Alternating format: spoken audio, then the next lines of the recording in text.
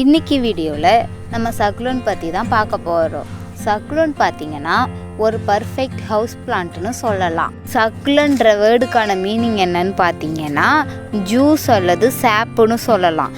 ஏன் நம்ம ஜூஸ்னு சொல்கிறோன்னா சக்குலண்ட்டுக்கான ஸ்பெஷாலிட்டியே அதோட லீஃப் தான். சக்குலண்ட்டோட லீஃப் பார்த்திங்கன்னா ஒரு திக் ஜூஸ் ஃபில் ஆன மாதிரி அப்பியரன்ஸில் இருக்கும். வாங்க நம்ம சக்குலண்ட் எப்படி வளர்க்குதுன்னு பார்க்கலாம். ஃபர்ஸ்ட் ஸ்டெப் என்னன்னு பார்த்தீங்கன்னா நம்ம பிளான்ட்டில் இருக்கிற பிளான்ட்டை டேமேஜ் பண்ணாமல் லீஃபை டேமேஜ் பண்ணாமல் லைட்டாக ட்விஸ்ட் அண்ட் டர்ன் பண்ணி பிஞ்ச் பண்ணி எடுத்துக்கணும். நம்ம பிஞ்ச் பண்ணி வச்சுருக்க லீஃபை அப்படியே பாட்டிங் மிக்சர் அல்லது சாயலில் ஜஸ்ட்டு ப்ளேஸ் பண்ணால் போதும். ஆஃப்டர் 20 டேஸுக்கு அப்புறம் ஒரு நல்ல ரூட் க்ரோத் ஆன லீஃபை நம்ம பார்க்க முடியும்.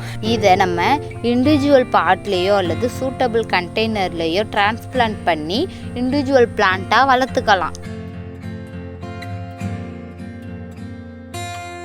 ஸ்டெப் 2 என்னன்னு பார்த்தீங்கன்னா சக்குலண்ட்டை எப்படி வாட்டர் மூலமாக வளர்க்கலாம் தான் பார்க்க போகிறோம். ஜஸ்ட்டு ஒரு கிளாஸ் கண்டெய்னர் அல்லது பீக்கரை எடுத்துக்கிட்டு அதில் வாட்டர் ஃபில் பண்ணிக்கணும். பீக்கரில் 1 or 1/2 inch அளவுக்கு நெக் எம்டியாக இருக்கணும். அண்ட் தென் ஒரு சின்ன பிளாஸ்டிக் கவர் எடுத்து கவர் அண்ட் பாட்டில் ரெண்டுத்தையும் க்ளோஸ் பண்ணுற மாதிரி ஒரு ரப்பர் பேண்ட் போட்டு நம்ம க்ளோஸ் பண்ணிக்கணும். அப்புறம் பார்த்தீங்கன்னா பிளாஸ்டிக் கவரில் ஒரு நைஃப் வச்சு சின்ன சின்ன ஹோல்ஸாக போட்டுக்கணும்.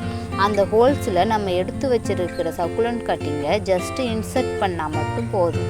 சக்குலண்ட் க்ரோத் ஆகிறதுக்கு தேவையான மாய்ஸ்டரை லீஃப் வாட்டர்லேருந்து அப்சர்வ் பண்ணிக்கும். ஆஃப்டர் 1 monthக்கு அப்புறம் பார்த்தீங்கன்னா ஒரு நல்ல த்ரெட் மாதிரி ரூட்டான லீஃபை பார்க்க முடியும். ஃபைனலாக பாட் ஆர் கண்டெய்னரில் இதை நம்ம டிரான்ஸ்பிளான்ட் பண்ணிக்கலாம்.